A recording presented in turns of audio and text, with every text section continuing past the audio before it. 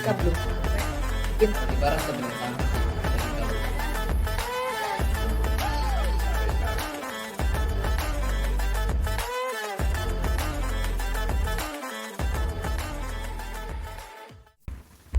Halo teman baik, jumpa lagi di obrolan Pangan Baik. Dan seperti biasa, kita selalu kedatangan atau menghadirkan teman-teman baik juga di obrolan ini. Dan akan ada banyak hal, mudah-mudahan hal baik yang diperbincangkan. Pada kesempatan kali ini, kita kedatangan seorang kakak, ini dari Tapo Bali. Satu desa di Kabupaten Lembata. Kalau teman baik pernah mendengar Lamalera, desa Tapo Bali itu berbatasan dengan desa Lamalera. Ini akan seru, kenapa? Karena kita tahu karakteristik desa-desa seperti Lamalera itu menggabungkan dua kelompok masyarakat umumnya ya, tapi nanti kita cari tahu antara petani dan budaya nelayan sebagai nelayan. Langsung saja kita kenalan dulu dengan Kak Onci ya. Kakak kalau nama lengkap? Nama lengkap Ambrosia Ero. Ambrosia Ero. Terus Onci itu dari mana?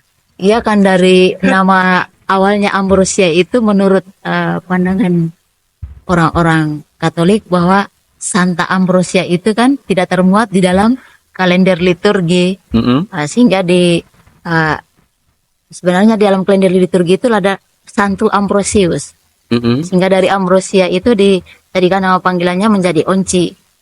Kalau Oncinya sendiri apa? Kalau ada nggak artinya dalam bahasa Lembata atau Ya, Flores? tidak Tidak ada ya? Ya tidak. Jadi kita panggil saja Onci gitu ya, Ya, Kak Onci. Onci. Kak Onci ini perjalanannya panjang menurut saya, karena tadi sempat berbincang sebelum kita tapping ini, perjalanannya menarik dan menurut saya unik sampai terakhir ini dia memutuskan untuk bergabung di Gebetan. Gebetan bukan itu ya, apa namanya, incaran gitu. Ini satu kelompok anak muda di desa Tapo Bali. Ya betul. Tapi sebelum jauh ngomongin soal Gebetan dan apa yang Kak Onci lakukan, mungkin baik juga kita dengar dari Kak Onci. Kak Onci, Tapo Bali itu bisa digambarkan nggak? Desa seperti apa? Ya kalau Tapo Bali menurut banyak orang ya memang dikatakan bahwa Tapo Bali itu desa berpotensi. Ya memang betul desa berpotensi. Dari bidang pertanian maupun nelayan banyak potensi-potensi yang bisa kita kelola. Cuman kita di sana memang masih banyak kemampuan yang terbatas ya. Ya, pendidikan kita juga terbatas, masyarakat juga punya SDM yang terbatas ya. Seperti itu potensinya belum terkelola dengan baik. Kalau Tapo Bali sendiri apa artinya? Ada artinya nggak ya? Kalau Tapo Bali menurut cerita orang tua yang sempat saya dengar, Tapo Bali itu tapo itu dari satu kata dari arti bahasa Tapo Balinya bahwa itu daun kelapa. Daun kelapa. Ya, tapo itu artinya kelapa. Bali itu sebenarnya kalau diterjemahkan sesuai dengan bahasa daerah, arti daerah di sana sendiri, Bali itu artinya sebenarnya bukan Bali, tetapi kalau awalnya itu dari cerita orang tua bahwa Bale sebenarnya. Bale. Tapo Bale sebenarnya. Bale itu artinya? Bale itu artinya apa namanya? Tempat duduk itu. Tempat duduk para itu. Para. Ya. Jadi Tapi dalam perkembangannya akhirnya menjadinya Tapo Bali. Tapo Bali. Ya. Walaupun awalnya memang Tapo Bali Ya. ya. Dan kalau itu jadi bale-bale atau para, tempat orang duduk bercengkrama Ya. dan mungkin dinaungi oleh Dengan- daun-daun Ya, kelapa daun gitu. kelapa ya. Karena Tapo itu artinya kelapa, sehingga mungkin Gitu ya. itu bisa diartikan dari pondok yang Di bawah beratapkan daun kelapa daun ya. kelapa begitu. karena di tepi pantai. Ya, Jadi tadi menjadi Kak tempat Oci nongkrong. udah sampaikan juga. Saya pernah satu kali ya ke sana itu Ya. memang menarik, teman baik. Tapo Bali itu konturnya ada perbukitan, kemudian pantai. Ya. Ya, artinya ada dua tadi seperti kawan Ci bilang, potensinya banyak tuh. Ada di sektor pertanian, betul ya? Juga, ya betul. Kemudian di sektor Nelayan. perikanan nelayan. Nelayan. Kawan Ci, kalau di pertanian sendiri, saya kemarin lihat juga kan ada banyak orang nanam sorghum di sana. Iya, ya betul. Itu dari dulu memang orang sudah nanam sorghum.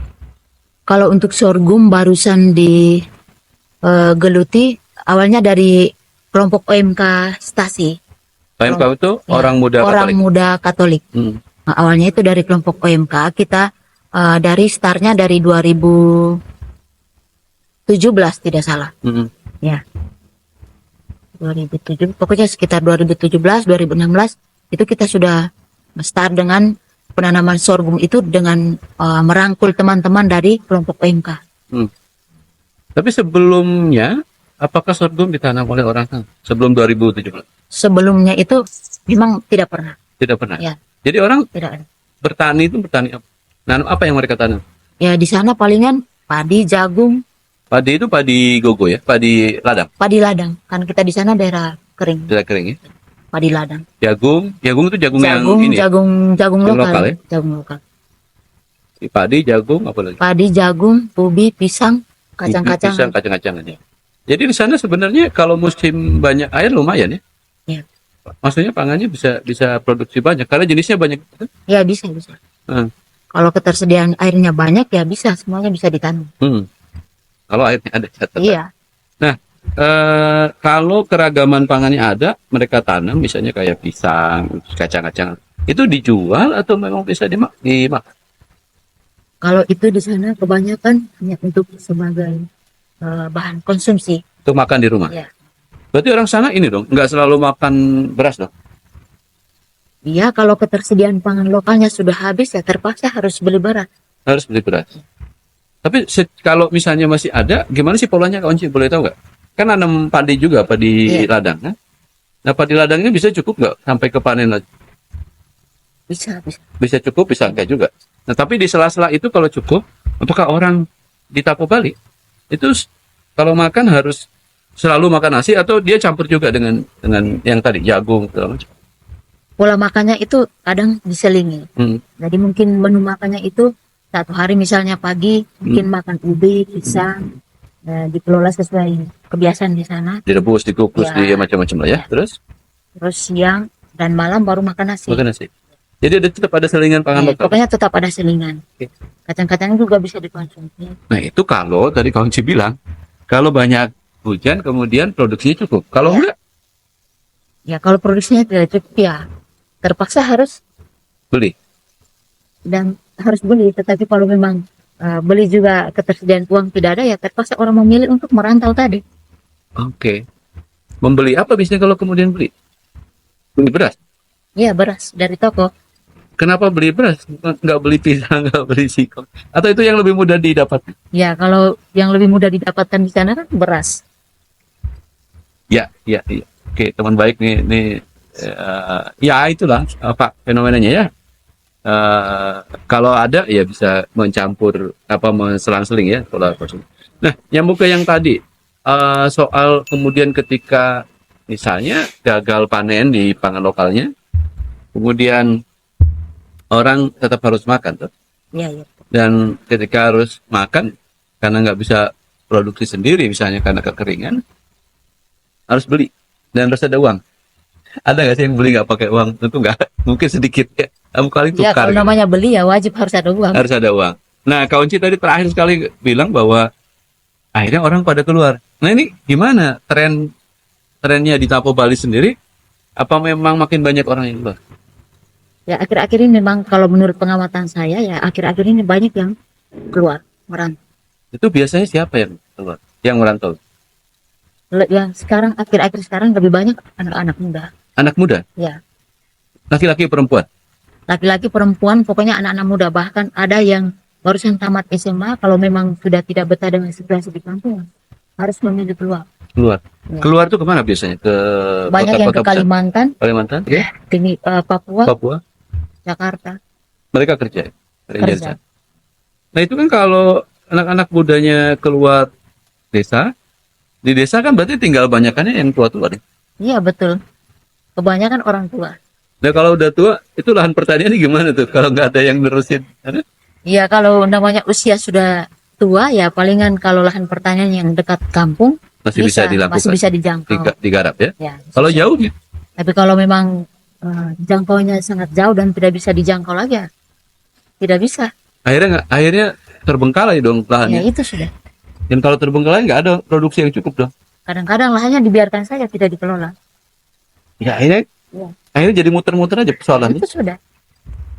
Oh, teman baik ini, iya saya kebayang sih gimana akhirnya situasinya menjadi rumit.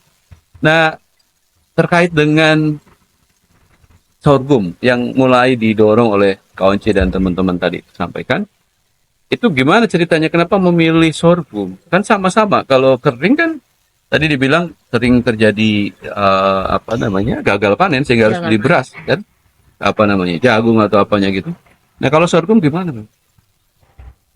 Ya kita memilih sorghum, saya dengan Andika dan teman-teman kita memilih sorghum karena untuk mengantisipasi kedepannya misalnya memang curah hujannya sama sekali berkurang dan semua pangan lokal di Desa Tapobali kalau memang sama sekali ketersediaannya tidak ada ya kita melalui jalan satu-satunya kita mendobrak sorghum ini sehingga bisa mengatasi ketersediaan pangan, krisis pangan. Tapi memang sorghum ini lebih tahan ketika kering misalnya? Ya betul. Kalau sorghum ini memang dari teksturnya itu dia lebih tahan dengan cuaca yang panas. Yang panas? Cuaca yang panas. Saya dibandingkan jagung atau kacang-kacangan atau umbi-umbian dia lebih tahan? Ya lebih tahan karena dia karena di batangnya dia juga memiliki kadar air. Kandungan air di batangnya? Kandungan air. Sehingga dia bisa... Tapi kan dia mirip sama jagung ya kalau nggak salah? Iya. Terus kan sama-sama ada batangnya itu kakak? Ya betul. Tapi jagung nggak setahan sorghum? Jagung tidak bisa tahan untuk musim panas. Itu kok ketemu sorghum itu padahal tadi Kak Onci bilang kan dulu belum ada yang nanam. Itu kok kepikiran gitu? Gimana nih? Memulai itu. Sorghum itu memang awalnya diperkenalkan oleh Yas Spencer untuk kita di sana sehingga ada satu jenis sorghum lagi yang dulu memang sempat dilestarikan. Tapi dia batangnya lebih tinggi. Dia jenis lokal yang biji-bijinya itu warna hitam. Warna hitam. Dulu memang pernah dilestarikan juga, dikonsumsi juga. Cuma dalam perjalanan karena mungkin orang tua kita kurang perawatan atau apa begitu sehingga hilang, punah. Oh jadi memang dari zaman neneknya Kak Onci sudah ada itu sorghum yang hitam. Sudah ada yang terus habis itu ditinggalkan. Hitam yang jenis lokal itu. Ditinggalkan terus hilang. Hilang. Nah, terus ketemu lagi yang sekarang. Sekarang diperkenalkan lagi dengan sorghum yang ini. Oh, oke. Ya. Jadi sebenarnya nggak sesuatu yang baru-baru amat lah ya. Kalau dalam sejarah kehidupan masyarakat Tapobali, sorghum ya bagian yang tidak bisa dipisahkan ya karena dulu pernah ada gitu. Pernah ada. Nah itu 2017 sampai sekarang. Ya sampai sekarang masih kita. Dulu pertama sekali siapa yang nanam? Yang hanya Kak Onci dengan teman-teman atau sudah banyak yang ikut mulai nanam? Ya sekarang sudah mulai ada masyarakat yang mulai ikut menanam. Nggak, kalau dulu 2017? Kalau dulu cuma kita OMK saja, orang muda Katolik. Hanya teman-teman muda saja? Teman-teman muda saja yang pokoknya sama-sama kerja satu kebun begitu untuk menjadikan kebun itu sebagai kebun OMK. Tetapi itu juga dalam perjalanan tidak ada perawatan yang bagus. Tidak ada perawatan yang bagus sehingga hasilnya itu mubazir begitu. Kenapa nggak dirawat? Karena tidak dikelola dengan baik. Kadang-kadang itu tempat penyimpanannya itu kan ada di pastoran. Saya sendiri juga pernah saksikan itu. Dibiarkan saja begitu kan, pengurusnya ini mungkin tidak jeli untuk memanggil teman-teman untuk mengelola ini, bagaimana kita bisa kelola menjadi makanan bisa dikonsumsi untuk benih misalnya. Dibiarkan begitu saja sampai bubuk. Oke. Nah itu pas 2017 dapat benih dari Asensal, dikenalin itu teman-teman berani nyoba itu padahal belum punya pengetahuan yang cukup soal budidaya sorghum. Kok nekat itu gimana? Ya karena memang kemauan kita untuk harus mau coba ingin tahu seperti apa. Tapi begitu gagal karena nekat nggak kapok dong? Atau karena nekat terus nggak ya? nyoba lagi tuh musim Iya. berikutnya coba lagi. Walaupun gagal pertamanya, walaupun gagal ya tetap kita mau coba. Eh, Kita mau coba. iya, iya. Iya. Ini teman baik kadang-kadang nekat itu bagus loh. Kawanci dan teman-teman tuh modal nekat tapi sampai sekarang malah berhasil ya. Nah, dalam perjalanan kan tadinya hanya teman-teman saja nih ya. Iya. Teman-teman OMK terus nanti baru kemudian geser ke gebetan Gebetan. organisasi anak muda di Papua Bali. Nah, sekarang kalau sekarang itu berapa banyak yang terlibat masyarakat lain yang nanam? Udah mulai banyak ya? Udah mulai pokoknya di wilayah dusun saya di dusun Wale itu yang menanam itu palingan saya dengan keluarga saya, yang kakak saya. Kalau di tempatnya Andika sudah mulai menyebar ke beberapa keluarga, sudah mulai ikut untuk menanam. Ikut menanam. Ya. Luar biasa ya perjuangannya. Ini kan nggak ada paksaan ya. Teman-temannya konsisten saja nanam gitu. Yang lain mungkin Pokoknya ngelihat kegiatannya hasilnya. kita lakukan saja. Mungkin kan pernah saya bilang sama Andika, kegiatannya kita lakukan saja. Kalau memang masyarakat orang tua kita di sekitarnya mau ikut untuk berkebun dan menanam sorghum, ya sudah. Kita tinggal saja kita dengan cara kita sendiri merangkul mereka untuk bisa bergabung dengan kegiatan kita di sorghum.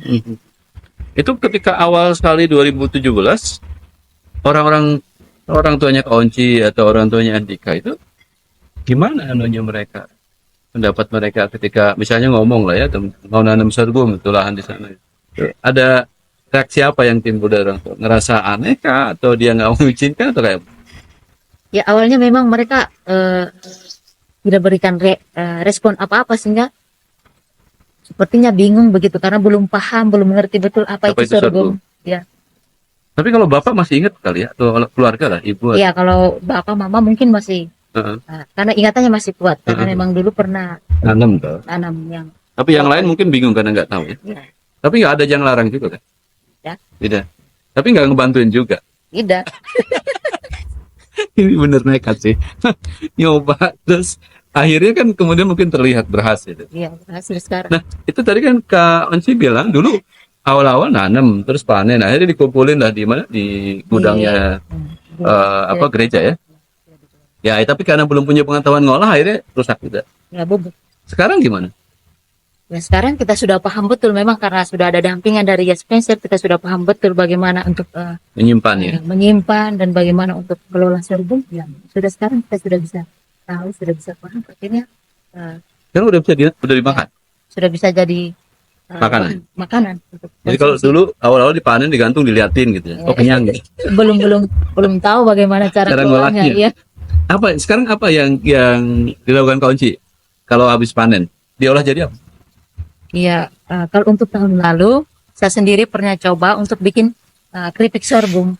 Keripik sorghum. Sorghum itu kan setahu saya kecil-kecil sekali. Iya, saya pernah coba sih. Saya disaksikan oleh kakak saya di rumah. Terus kakak saya tanya, ini apa? Ini mau diapain? Saya bilang, ini saya mau coba, uji coba bikin keripik sorghum berhasil atau tidak. Yang penting coba dulu. Itu bahannya apa saja campuran waktu itu? Ya banyak cuma sorghum sama waktu itu saya dengan kasih bumbu dengan tepung kanji sedikit untuk sebagai Pelengketnya ya. pelengketnya begitu. Tetapi belum berhasil juga. Gagal mas. Kakak ngetawain nggak diketawain, nggak Ya tertawain. dimakan saja begitu. Ya, tapi nggak diketawain kan. Tidak. Tapi enak itu walaupun gagal. Ya malah dihabiskan sama keponakan di rumah. Berarti enak dong. Ya enak memang, tetapi tidak jadi keripik karena dia jadi hancur. Jadi hancur. Ya mungkin perekatnya itu kurang pas gitu. Adonannya kurang ini. Tapi gagal aja enak kok, apalagi enggak gitu ya. Hasil. Oke. Nah, dalam perjalanan sekarang jadi apa tuh olahannya selain Sekarang keripik yang kita gagal? sekarang kita sudah uji coba dengan kopi sorghum. Oh, sorghum dibikin bahan baku untuk minuman, selayaknya kopi gitu ya. Istilahnya kopi sorghum. Ya istilahnya kopi sorghum. Tapi kalau di kemasannya itu kita kasih nama dengan kopi gebetan. Kopi gebetan. Kopi gebetan. Ya, sebenarnya kan bukan, maksudnya kopi itu dalam arti kayak akhirnya kan kayak sereal kali ya. Iya. Iya nggak sih? Iya. Kayak Jadi sereal. kopi itu, kopi sorghum itu kan perbandingannya kita tambah juga dengan kopi asli. Oh, beneran dicampur Iya. kopi? Saya pikir nggak dicampur. Oke. Nggak. Jadi ada sorghumnya. Berarti dibikin tepung dulu. Ya digoreng terus dibikin tepung dulu, digiling dari tepung dulu. Tapi Habis itu. perbandingannya kopi aslinya dia lebih sedikit dari sorghum karena namanya kopi sorghum berarti takaran sorghumnya Harusnya lebih banyak. Lebih banyak dari kopi asli. Jadi kopi hanya untuk perasa dan ini Ya. saja ya. Nah, apalagi yang dibuat selain itu produk turunannya ini? Kalau mau, saya pernah makan juga waktu saya pergi ke Rantuka di kantor Ria Spencer, kita dapat nasi sorghum gitu. Iya. Itu juga teman-teman membuat itu. Sering kalau ada hajatan-hajatan atau kegiatan-kegiatan apa, kita sering buat nasi Hmm. sorghum, bubur sorghum, Hmm. sering kita buat. Oke. Dan itu banyak yang suka. Bahkan sekarang di posyandu balita maupun di posyandu lansia malah sekarang dijadikan sorghum sebagai bahan dasar untuk PMT. Untuk PMT-nya. Iya, PMT. Jadi malah itu ya. Iya. Oh, keren sih. Iya. Dari yang dulu bikin dibiarkan tergantung lapuk, terus bikin apa tadi rempeyek gagal. Keripiknya Jadi, gagal sekarang. keripik gagal sekarang malah dijadikan PMT. Artinya kan Kak Unci, sorghum kemudian jadi ini ya. Jadi bahan pangan yang kalau begitu bahan pangan yang sangat berguna karena bukan mungkin ya, karena banyak riset juga menunjukkan, saya pernah baca juga kandungan gizinya kan sangat bagus. Iya. Di konteks NTT yang katanya lagi ada persoalan stunting lah misalnya tinggi gitu ya, itu bisa jadi alternatif ya sebagai Ya bisa. Di Desa Tapo Bali juga memang dulu sempat dinyatakan banyak stunting.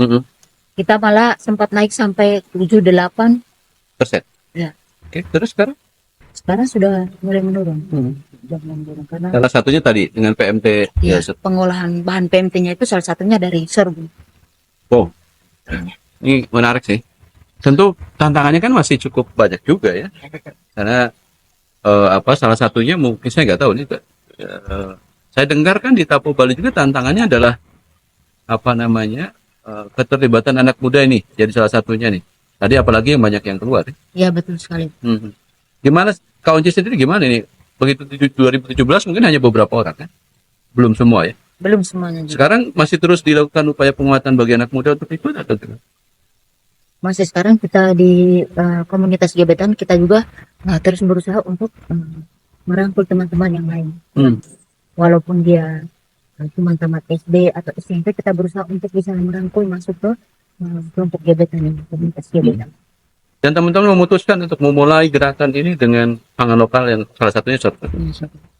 Ini pilihan yang enggak sengaja atau sengaja sebenarnya. Sampai akhirnya kan tadi dampaknya justru memberikan impact yang cukup baik pada peningkatan derajat kesehatan anak-anak di sana, terutama ya.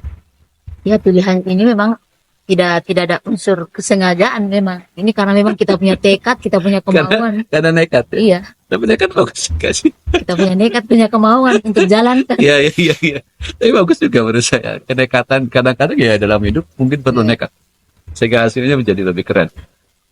Kak Unci, kalau satu hal itu berarti kan teman-teman luar biasa ya mengembangkan pangan lokal sorghum ini sebagai jawaban tadi atas persoalan yang ada dalam konteks pangan, kemudian bahkan untuk menurunkan persoalan atau menyelesaikan persoalan gizi buruk, stunting dan seterusnya. Kalau relasinya dengan perubahan iklim gimana nih? Karena saya dengar juga sorghum ini tadi yang Kak Unci juga sebutkan ya. Sorghum sangat tahan panas, padahal di Tapo Bali saya dengar juga hari ini cuaca udah nggak bisa diprediksi. Ya betul. Kalau dalam kurun 10 tahun atau waktu yang Kak Unci ingat lah, sebenarnya apa yang terjadi di Tapo Bali terkait cuaca ini? Apakah betul sama dengan tempat lain berubah? Ya kalau untuk cuaca ya memang rata-rata sama. Rata-rata sama. Kalau Tapo Bali sekarang lebih banyak hujan atau lebih banyak? Kalau akhir-akhir ini kan di Januari kemarin sempat panas hampir mau 2 minggu itu sampai padi jagung juga layu. Sekarang di Februari Maret masih hujan. Tetapi kalau misalnya di April ini kalau memang sudah tidak hujan berarti itu kepanjangan kemarauannya berkepanjangan sudah dari. Begitu ya. Kalau itu mulai di situ ada peluang lebih panjang. Nah, saya dengar kemarin juga kan BMKG bilang tahun ini kemungkinan akan terjadi musim kering yang panjang. Ya betul sekali. Nah teman-teman udah antisipasi nanam sorghumnya kapan untuk tahun ini? Udah belum? Kemarin kita nanamnya di bulan Januari. Januari? Itu perkiraan panen bulan apa? Perkiraan panennya ya, sekitar bulan April. Bulan April? April atau awal Mei. Awal Mei. Nah, kalau panas masih nggak masalah tuh? Tidak apa-apa. Tidak apa-apa ya? Kecuali terkait tadi jagung padi mungkin udah layu kalau nggak ada 2 minggu kena air ya? Nggak kena air. Wow. Kak Unci, kalau misalnya begitu, ini berarti pilihan yang tepat juga kali, walaupun nggak sengaja. Ya betul. Memilih sorghum dengan perubahan iklim yang terjadi ini jadi jawaban juga ya. Ya sorghum, ya pokoknya itulah kemauan kami, nekat kami, dan kami sudah punya komitmen bahwa sorghum itu menjadi jawaban Hmm. untuk atasi krisis pangan. Oke, nah sekarang tantangannya apa Kaunci? Kalau itu cukup bermanfaat dan dampaknya positif gitu bagi masyarakat, bagi lingkungan.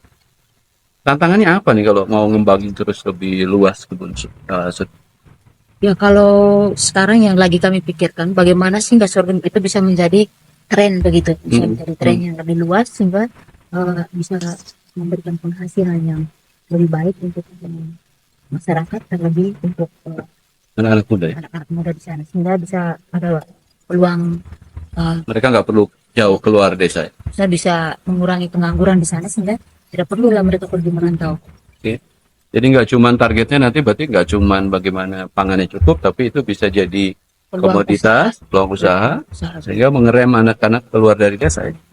Nah, rencana sendiri gimana mengembangkan sorghum jadi komoditas atau produk yang bisa dijual? Tadi salah satunya kan udah ya bikin kopi, kopi sorghum. Ke depan apa yang sedang dipikirkan oleh teman-teman? Ya kita sedang pikirkan, dan itu juga sudah kita sempat bicarakan dengan Mama Loretta, bagaimana kita bisa membuat sorghum menjadi produk yang bagus lagi, ya bisa menjadi makanan ringan, bisa menjadi makanan ringan yang mungkin bisa menjadi oleh-oleh khas juga dari Tabo Bali. Ya kan Kak, seperti saya di awal tadi sampaikan kan dekat banget dengan Lamalera. Iya. Ya, benar ya berbatas kan tuh di Lamalera? Dekat banget. Nah, itu di Lamalera kan sering kali ada festival yang berburu Ikan paus. paus dan banyak orang datang kan? Ya, betul. Itu bisa dipandang sebagai peluang pasar juga mungkin kalau tadi ada produk unggulan. Iya betul. Oke, teman baik, ini menurut saya obrolan yang sangat baik karena kita jadi tahu di desa Tabo Bali ada sekelompok anak muda, Kaunci dan kawan-kawan yang mendorong tidak hanya memproduksi dan memanfaatkan lahan, berbudidaya di lahan yang selama ini mungkin lebih banyak terbengkalai ya. Ya, Karena anak mudanya keluar dari desa, tapi gerakan yang dibangun oleh Kaunci lewat pangan lokal khususnya sorghum memberikan dampak ternyata pada perubahan perbaikan status gizi anak-anak di sana. Persentase stuntingnya diturun, ketersediaan pangannya jadi lebih baik. Semoga obrolan ini memberikan banyak hal baik buat teman-teman baik. Pengennya sih ngobrol terus, Kaunci, tapi waktu yang membatasi kita. Ya tidak apa-apa. Terima kasih banyak atas waktunya. Sama-sama juga. Kaunci. Mungkin untuk penutup Kaunci, ada nggak pesan buat anak-anak muda di luar sana yang mendengarkan obrolan kita?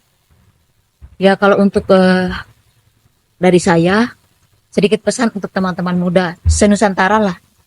Ya. Ya kalau bisa teman-teman muda senusantara bisa punya nekat, bisa punya kemauan seperti komunitas gebetan, teman-teman dari gebetan untuk terus maju dengan satu tujuan. Yang penting jangan malu untuk melakukan apa saja yang bisa mendatangkan hasil baik, yang bisa mendatangkan sesuatu yang baik untuk kita. Itu pesannya, teman baik. Ingat, kemudian mari kita bersama-sama lakukan hal-hal baik terhadap bumi ini, terhadap kehidupan ini. Kadang-kadang memang, seperti Kaunci bilang, perlu kenekatan. Tapi tentu saja nekat untuk hal yang baik. Sampai di sini obrolan kita kali ini, obrolan di Pangan Baik. Semoga teman-teman baik sehat selalu. Kita jumpa lagi di obrolan berikutnya dengan teman-teman baik lainnya. Kak Uci, terima kasih dan Oke, terima kasih juga. sampai Bye. jumpa teman baik.